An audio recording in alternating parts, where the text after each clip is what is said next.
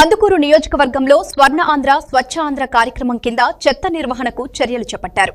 Valetivaripalem MPDO కార్యాలయం వద్ద MLA Inturi Nageswararao చెత్త తరలింపు వాహనాలను పంపిణీ చేశారు.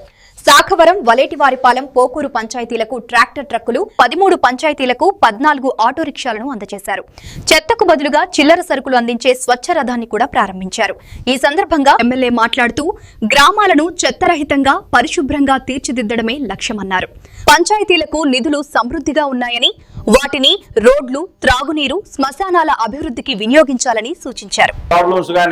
అంటే ఉన్న బడ్జెట్ ని ఆధారంగా మీరు చాలాలో పోయే రోడ్లు కూడా అన్ని కూడా మా దృష్టికి తీసుకొని వస్తే ఇప్పుడు ఉండే నిధులను బట్టి మండల గ్రాంట్లు కానీ అలాగే పంచాయతీలో ఉన్న అమౌంట్ ని అన్నింటినీ అడ్జస్ట్ చేసి ఈ సమ్మర్ లో కంప్లీట్ గా పనిచేసే విధంగా మీరు కూడా ముందుకు పోవాలని చెప్పి, అలాగే ఇక్కడ ఎండిఓ గారు, ఎంఆర్ఓ గారు కూడా ఉన్నారు.